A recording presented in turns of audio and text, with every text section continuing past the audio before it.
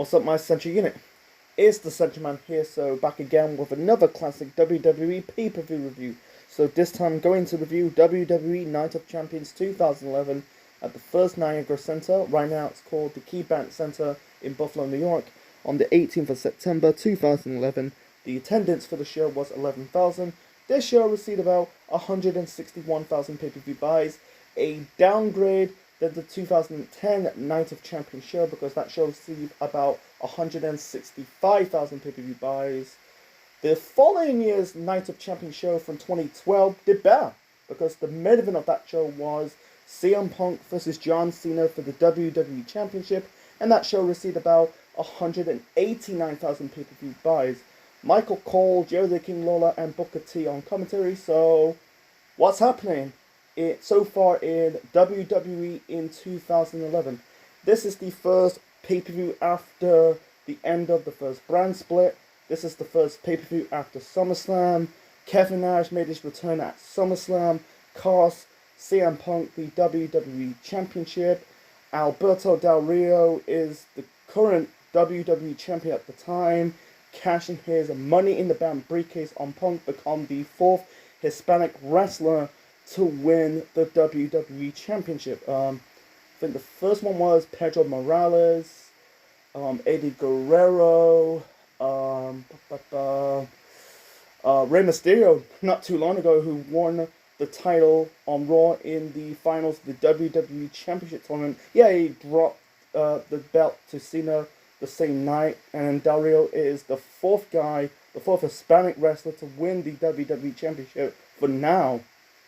I'm talking about Hispanic wrestlers to win the WWE title, not like the IC title, the United States title, just the main title.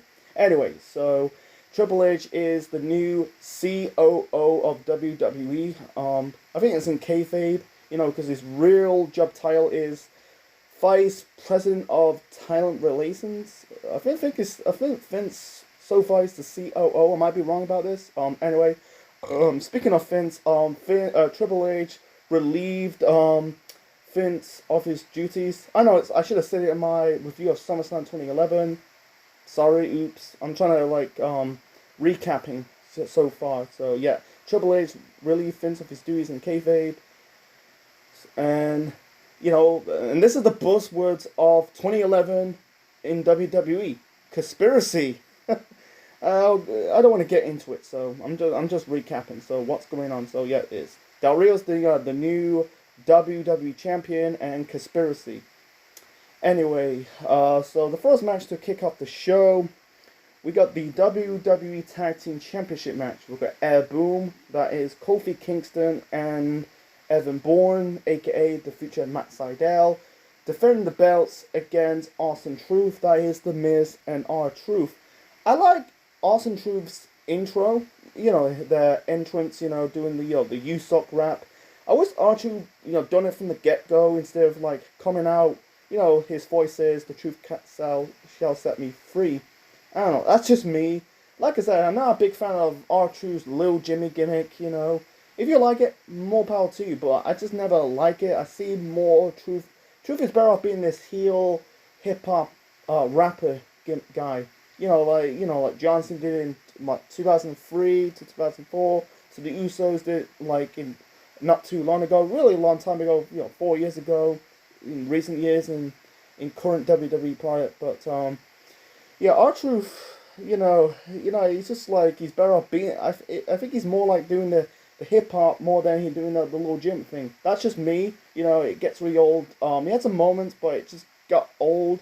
That's just that's just me. So I'm stumbling, but anyway. So I like the whole USOC thing. It's just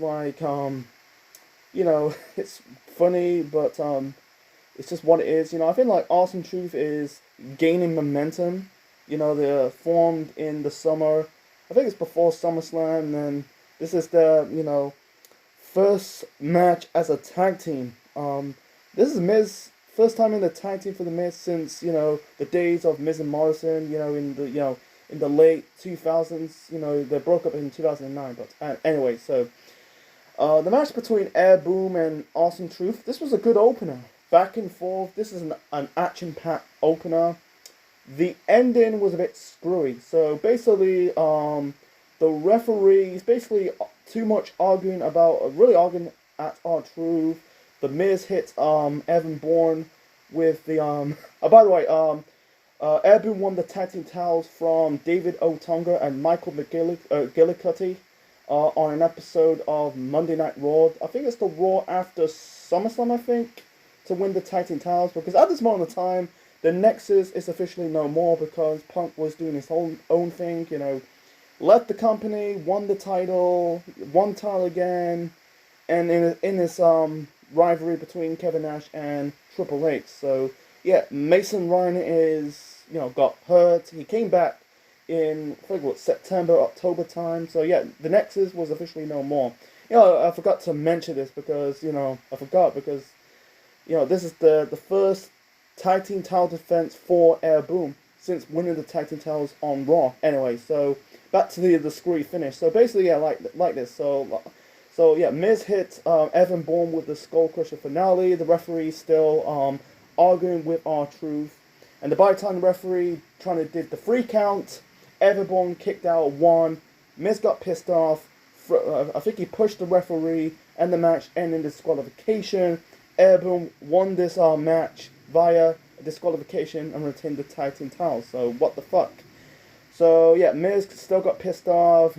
R-Truth was still acting like a peacemaker, trying to calm Miz down, but instead it was a swerve. They end up beating down the referee, and that was it. And it's not the last time we'll see Awesome Truth on the show. So yeah, it's a damn shame they never won the tag team titles, Awesome Truth, because I understand why. Because Air Boom just won the tag team titles on Raw a couple of weeks ago before this pay-per-view.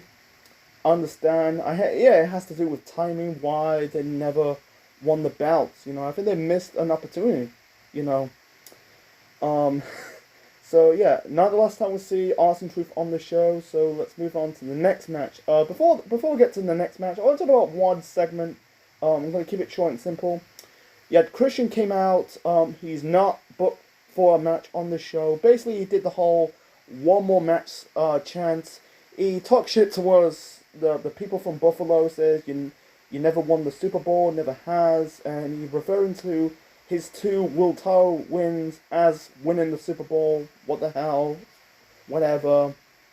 And then you got Sheamus came out, and he said about my Uncle Fergus's testicle. And yeah, Christian had to react and says, "What?" And Christian says, "I got some testicles." Had this, you know, what the fuck is that? So basically, Sheamus says, Christian says, "I want to face the winner of the Randy Orton Mark Henry world title match afterwards." So. And Sheamus says, if you win that world title, I won the first, shot at the world title. And then, Sheamus did leading the one more match chance. You can tell the fans really got behind it. They didn't boo that Christian. They just they were trying to one more match. So Sheamus broke kicked Christian, and that was it. And this is set up a match at Vengeance the following month. So what the fuck is this? I wish they just save it. Sometimes, this is the problem. I said in my previous pay-per-view reviews, in this segment, in previous segments, whether I'm reviewing a classic WWE, WCW, TNA, whatever, doing segments in pay-per-views just do not work, because save it on a weekly show.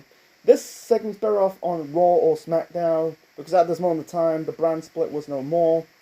But, doing a segment on pay-per-view, like people spending a lot of money. It's just like, if they're not there, put them in the match. Anyway, so the second match of the show, we got Cody Rhodes defending the Intercontinental title against Ted DiBiase Jr. So, they had history because they kind of like teamed up at the 2008 Night of Champions show. In the tag team title match. When Cody turned on Hardcore Holly to team up with Ted DiBiase. And then end up teaming up with Orton, form Legacy, and then that group broke up at WrestleMania 26. So Ted and Cody did their own thing. So they reunited in the summer, and I think Ted was kind of like losing matches, and then Cody had enough, turned on Ted DiBiase, and then on the go home show to SmackDown, DiBiase got his revenge on Cody, and that was it. So yeah. Ted DiBiase turned babyface for the first time in his career, because really the whole bulk of his only run in the company was a heel. Stuff with Priceless, with Cody Rhodes and Legacy, and then the stuff with Maurice, but he's never turned babyface so far in his career. Anyway, by the way, this was Cody's first title defense on pay-per-view, because he defeated Ezekiel Jackson on SmackDown in, I think it was in July or August. Because what's the point of really have Ezekiel Jackson winning the belt, beating Barrett for the belt at Capital Punishment in June, because he never defended the title. I don't get it, but Cody won the belt in July or August. This is his first pay-per-view title defense as the champion, because he competed at the Money in the Bank ladder match in July. I don't think he had a match at SummerSlam in August, so I don't know, but and it's just what it is. Anyway, you could tell that the fans really get behind this Cody's gimmick, the on-dashing Cody Rhodes wearing the facial mask. They were putting on like paper bags, that's part of Cody's gimmick. You got his followers giving fans paper bags to put on their heads. You can tell like slowly getting behind it. Anyway, so it was really, this match is basically the beginning of the end of Cody's gimmick. That's another story for another time. Anyway, the match between Cody and DiBiase was good. It was a good match for what it is. There was one funny moment in this match. Basically, Cody turned towards DiBiase, says, "You're from a Marine, huh?" Referring to Ted DiBiase's appearance in the sequel called The Marine 2. First one was John Cena. The second movie was Ted DiBiase. And the next feature movies was The Miz. So it's just what is a reference to DiBiase's appearance on The Marine. Anyway, I don't think he was part of The Marine. It's referring to, his star in the second Marine movie. Anyway, that was funny. But anyway, he was shouting to the fans, put the paper bags on. It was a back and forth match between Cody and DiBiase. So she never had like furthering up the rivalry, they move on afterwards. It was a back and forth between DiBiase and Rhodes. In the end, DiBiase grabs Cody's face mask. He's trying to hit Cody with the face mask. In the end, Cody rolled up DiBiase for the win and retained the Intercontinental title. And this was the last time that the Intercontinental title, the original design of the Intercontinental title, was defended, because the following month at Hell in a Cell, 2 weeks later, you had the big white Intercontinental belt. I don't like the current IC title belt from right now, but that belt was lasting until 1998 until 2011. The Attitude Era, Ruthless Aggression Era, IC title belt before the white belt, and then the black and gold one from right now. DiBiase, this was the beginning of the end of DiBiase in his only run with WWE, because Cody and DiBiase, they give them these, they're kind of like guinea pig wrestlers, they're trying to give them some random gimmicks to get over with, with Ted, trying to be more like his dad, and Cody with the on-dashing and the dashing Cody Rhodes thing. I don't want to get into Cody's gimmick, but with Ted, he ended up doing the whole DiBiase posse gimmick for the rest of 2011, going into 2012. He had these mini feuds with Jinder Mahal and Hunico. Then he got hurt, injured his ankle. And then his first match back in the company, he lost to Cesaro at the following year's Night of Champions show in the pre-show for the United States title. And then in 2013, lost his final match to Curtis Axel. That was the beginning of his push. I'm talking about Curtis Axel, by the way. And then, in 2013, DiBiase got released. I heard like he suffered some mental illness, like depression and anxiety. It's a shame. He's in a better place right now compared like in 2013. So it's a very shame. He never won a single title in WWE. Yeah, he won the tag team title belt, but I'm talking about a singles belt. I don't really count the $1 million championship, but he's never a world champion. He's never a mid-card champion like Randy and Cody. There were, Cody never won the world title in WWE, but he was just a mid-card guy, a tag team guy, winning the tag team and mid-card championships in his only run with the company. But Ted, he was kind of like unlucky one. So anyway, so moving on to the next match. I'm kind of rumbling that much, but I'm just talking about the backstory. You know, the before and after. It's just what it is to get more information. Anyway, so the next match, this is for the United States title. This is a fatal four-way for the United States title. Dolph Ziggler defending the belt against Jack Swagger, Alex Riley, and John Morrison. This was a fun match to watch. This is more focused on Ziggler and Swagger because Swagger is now managing Vicky Guerrero. Vicky's at Dolph's corner in this match. Really trying to help Dolph win in, and Dolph kind of blames Vicky.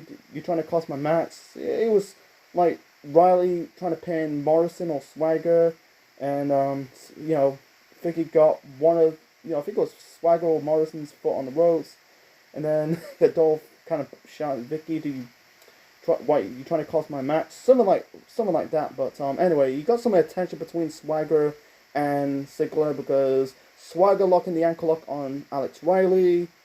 Ziggler locking the sleeper hold onto John Morrison. They're trying to get the sleeper hold over with Ziggler. I'm glad he don't do that anymore. That's what it is. You got some attention between Swagger and Ziggler. I don't get it. Trying to keep it short and simple.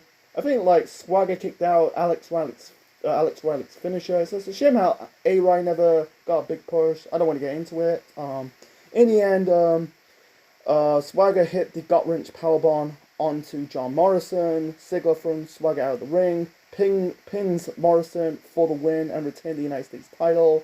And then all of a sudden they end up they gave up this mini feud between Swagger and Ziggler because they end up forming a tag team. They never won the tag team title belts in their time as the tag team. This is kind of like head cheese booking, That's another story for another time. You have to wait until I review Hell in a Cell 2011 for more information. So, yeah, but overall, I think the four-way match for the United States title was fun to watch. There was one funny spot, I forgot to talk about. Morrison was on the trio low. Ziggler and Alex Riley was fighting on the top rope. Morrison managed to suplex Riley off the top rope while he was in that position, the trio below position. That was a good spot to mention, it had some good creative spots, but it was one of my favorite matches of the show. That was match number 3. Match number 4, we got Randy Orton defended the World Heavyweight Championship against Mark Henry. Orton won the title back from Christian at SummerSlam in the no holds barred. I think it was no holds barred match. Beating him in the hardcore fight at SummerSlam to win the title. Henry's on his 100% Hall of Pain mode. He injured the Big Show at Money in the Bank. Kane, the SmackDown after Money in the Bank. Recently he injured the Great Khali, so he's 100% Hall of Pain mode. Henry won a Battle Royal on SmackDown to face Orton for the world title on this show. And the build up to this is basically, Henry cannot win the big one. People are doubting him. He's been there for 15 years. He's been, taking autographs and pictures with fans, kissing babies. He's not going anywhere for the last 15 years. It's just what it is. People are just doubting Mark Henry. And really the build up to this, you had Henry beating the fuck out of Randy Orton multiple times. Got the champion's number, hitting Orton with the world's strongest slam. They're really trying to put the rocket strap onto Mark Henry's back. Anyway, the match between Orton and Henry, this was match of the night. The bulk of the match, you had Henry working on the back of Randy Orton, cranking his back near the ring post, slamming his back near the ring apron. Henry played possum. This was after Orton hit the DDT onto the middle ropes on Henry. Henry played possum, kind of mini stun gunned Orton onto the middle rope, kicked him in the leg twice. I think Orton kicked out of the world's strongest slam once. In the end, Orton was going for the RKO attempt, but instead, Mark Henry blocked, hit the second world's strongest slam onto Orton, pins him, and become the world heavyweight champion for the first time in his career. And then afterwards, he cut a promo, snatched the microphone off the hands of Josh Matthews, said, "You never believe me." You all doubters and haters, welcome all to the Hall of Pain. You're not sharing my moments, and that was it. He got a mixed reaction during the promo. He got booed, but afterwards he left, holding the world title up in the air. He got cheered, but it's a way to shut down the fans. Not play up to the crowd because they never believed him. And also the next night on Raw, he had Mark Henry attack Jim Ross and Jerry the King Lawler. I think they did a right time. This was the right call to pushing and pull the trigger on a Mark Henry world title win. They're trying to push him over the years. He's been in the company since 1996. The days when he was, good old USA Mark Henry. Then he was part of the Nation of Domination / the Nation, and he was Sexual Chocolate. Then teaming up with Teddy Long, and then they're trying to push him in the mid 2000s, against Batista and Angle and The Undertaker. Unfortunately, he always getting hurt. They put the ECW title belt onto Mark Henry in 2008. Unfortunately, that never caught fire because it's not Henry's fault why his ECW title reign was a mediocre. It was a flop. It wasn't him because at this moment in time, ECW as a third brand was dead ever since that horrifying 2006 December to December pay-per-view. So I think they did the right time because Henry was getting so much momentum in the spring going into the summer of 2011, being the fuck out of the Big Show, being the fuck out of like Kane, doing these crazy shits, ram it, Hall of Pain crap, I think they did the right time, I think because he's like 40 at this time, he'll never get that opportunity ever again, so they just turn that creative switch on, pull the trigger, and Henry won the world title belt. So I'll get to how his reign gets on and tell you why I review TLC later on that year because I'm recapping the year of Punk. But it's good to see Mark Henry winning that world title because he deserves it because he's been in it for 15 years. The Hall of Fame, the Hall of Pain thing was getting good. Even matter, if they. They could probably he could win the belt Hell in a Cell, but I think they did. It's one or the other. That's just me. So, and as for Orton, he'll never win the world title ever again until 2013 when he, the start of the Authority era. Cashing the briefcase on Daniel Bryan. Another story for another time. So the next match, this is for the Divas Championship. We got Kelly with Eve Torres in Kelly's corner, defending the belt against Beth Phoenix with Natalya in Beth's corner. This is the rematch at SummerSlam. Because, Natalya and Beth Phoenix, they're basically the Divas of Doom fighting over the machine because the other Divas are Barbie dolls. And Beth got the biggest pop in this show. Not biggest pop, but a good reaction. The fans were cheering for Beth. They were booing Kelly. They were chanting Kelly sucks. I'll get to why they booing Kelly shortly. The match was good. It was a decent match. You had the stuff with Eve and Natalya fighting, brawling for a little bit. Beth basically caught off Eve, attacked Eve outside the ring. In the end, I think Beth was going for the Glam Slam, but instead Kelly counted into a roll-up for the win, and the fans booed. They booed Kelly. And Beth was disappointed, sit down the ring, but really disappointed she didn't win the belt on the show because she is the hometown girl. She's from New York. They never pulled the trigger on that. Should have really pulled the trigger, on the show. Yeah, she ended up winning the belt at Hell in a Cell 2 weeks later, but that was a bit too little too late. He had this Goldberg presence, should have won, the title on that show instead of at the next show. Don't get it. But I think the reason why they're booing Kelly because I think she represents. I like Kelly. She's a good-looking woman. I think she's okay as a wrestler, but I think she represents the dark side of women's wrestling of WWE. It got better ever since. In the current timeline we're in. But back then, alongside Eve, iffy, but Eve is a good worker. But Kelly.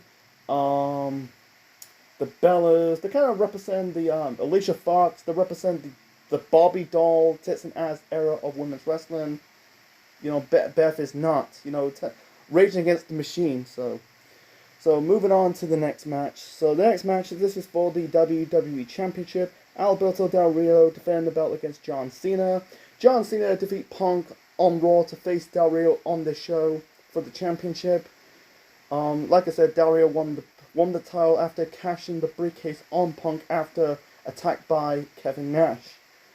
So before the start of this match, basically Cena stole Del Rio's sports car, and Cena did some boxing reference, before the start of this match. So I did a video 2 years ago. I said about I'm glad John Cena buried Del Rio, because I heard if you like Del Rio, hey, more power to you back then. Not right now, because people just don't like Del Rio after what he did to Paige. I don't want to get into it. So I just don't like Del Rio. I just he's just very vanilla. He's very bang average in the ring. The only move he really sticks out was the cross arm breaker. That was it. He's just I found him bang average in the ring. I don't mind the gimmick. I find he's just a JBL ripoff. He's just what it is. So anyway, the match between John Cena and Del Rio on this show was good. It was a good match between Del Rio and Cena. One good spot on this match, you had Del Rio locking the cross-arm breaker onto Cena, because if Del Rio slept on that submission hold, you were done. You've got to tap out. But Cena picked him up by one arm, because Cena is one of the strongest motherfuckers, and slammed him into the ring. I think that the second person did that was Edge, who counted Del Rio's on bar. And then maybe Punk and Orton, in 2011, 2012. I don't know. It's one of these wrestlers. And Brian Cage did it, years ago in Lucha Underground. Not suffered the wrath of Del Rio's cross arm breaker. Anyway, so in the end, Cena locked in the STF, made Del Rio tapped out, and Cena become a 10-time WWE champion. I think he become a 12-time world champion altogether, because he won the world title twice at that time and the WWE title 10 times. I understand why people are pissed off, because Del Rio's becoming the next top star. For me, I think they overpushed him, like winning the Rumble early that year, and then winning the title, and then winning more titles in, the world title in 2013. They overpushed him. I think Del Rio's better off as a mid-card guy. He's not quite there yet in the main event scene. That's just me. That's the reason why I'm just not really a big fan of Del Rio. He's too much too soon, And guess what? And a bit of a spoiler, Del Rio beat Cena, in the triple threat match at Hell in a Cell 2 weeks later. So what's the point having Del Rio dropping the belt on the show? Don't get it. Another story for another time. So yeah, a good match, but so let's move on. So moving on to the main event. The main event, we got CM Punk versus Triple H. This is a no DQ match. I think the original match was supposed to be Punk and Kevin Nash, but unfortunately they changed plans in the last minute because I understand it makes no sense because on one hand because Nash cost Punk the title at SummerSlam, but on the other hand the rivalry is more focused on CM Punk and Triple H because Punk was being a dick. Punk was not really a babyface yet. He was kind of like a tweener after he made his return, 2 weeks later after Money in the Bank. But he was talking shit towards Triple H and Stephanie. Stephanie was not there at the time. Verbally, name dropped Stephanie. Because if you listen to the pipe bomb promo referring Stephanie McMahon and Triple H, the idiot daughter and the doofus son-in-law.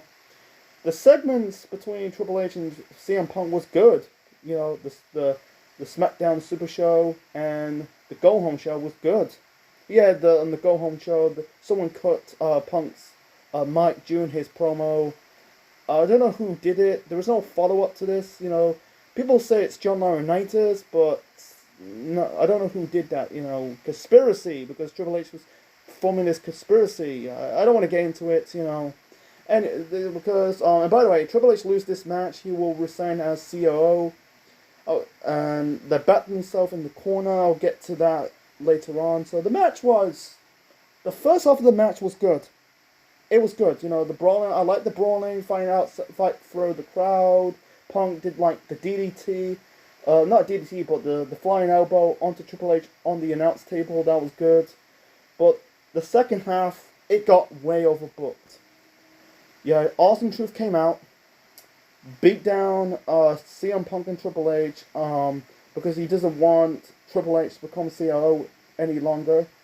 So Miz hit the Skull Crusher finale onto Triple H. Truth hit his finisher on Punk.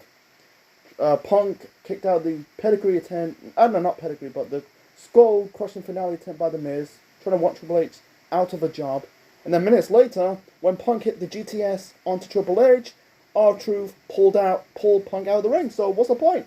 Your goal wants Triple H not to be in charge of WWE, the COO. What the hell? It's overbooked with Awesome Truth, John Laurinaitis, and Kevin Nash. Came out. Triple H hits Nash with the sledgehammer. This was setting up their match at TLC later that year. In the end, Triple H hit the pedigree onto Punk to win this match. Yeah, and Triple H is still the COO to this day. Yeah, this was the worst match of the show. I don't mind the brawling, but this was the worst match. It just made Punk like a joke. Back-to-back pay-per-view matches in a row.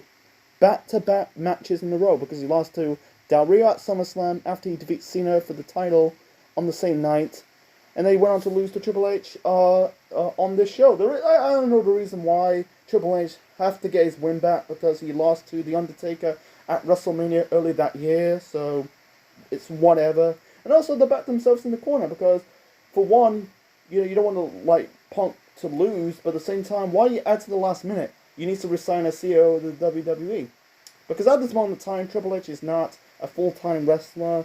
He was kind of like a part-time wrestler at this moment in time. Started as a part-timer. Yeah, he went on to win the world title in 2016, but he was not wrestling in a full-time capacity. He was kind of like later on in the Authority era, he was kind of like a TV personality, not a wrestler. Authority figure, I'm trying to say. But it doesn't do Punk any favors.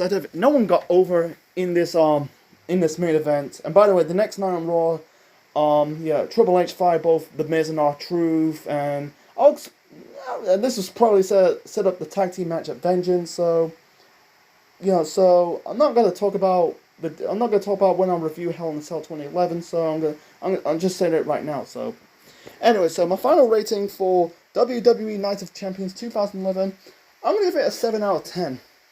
7 out of 10. People give it 6 out of 10. I'll give it 7.5 out of 10. 7.5 out of 10. I think it was a fun show. Not the best, but I think after Money in the Bank and SummerSlam, you could tell the quality of WWE pay-per-views kind of dip after the summer. The Punk and Triple H match was overbooked. I put it in the bad. I can't find any matches in the okay. Punk and most of the matches are like the John Cena Del Rio and Kelly vs. Beth, both for the Divas and WWE title. It was good matches, but the wrong person got over. But the first 4 matches were good, like the tag team title match. Yeah, most of the tag team title match. The end was a bit of a screwy finish. The Rhodes versus DiBiase for the IC title. The 4-way match for the United States title. That was fun. And for me, match of the night has to be Orton versus Henry for the world title. It's further up, really set up a rematch at Hell in Cell. You have to wait, really another 2 more weeks. So, anyway, it's not the best show, but I think, ranking this between best and worst pay-per-views of WWE in 2011, I really put this right down the middle for me. So, hope you enjoyed my review of WWE Night of Champions 2011. Leave your thoughts in the comment section below. Smash the like button, click the like. Join the Central Unit if you're not subscribed to the channel. And for more wrestling videos and more. Next time, get away from WWE in 2011 to WWE in 2009. It's not Hell in a Cell season anymore. I did a review on a pay-per-view a year ago, but kind of deleted it from, I just deleted it for no reason. So I'm gonna bring it back in audio form. You know, me talking behind the camera, talking behind an image, so I'm stumbling. So the next time I'm going to review is Hell in a Cell 2009. Really a trio Hell in a Cell matches. Punk versus Taker, Cena versus Orton, and Legacy versus DX inside Hell in a Cell. That'll be in 2 weeks' time, so stay tuned for that. This is Essential Man officially signing out. Check you later.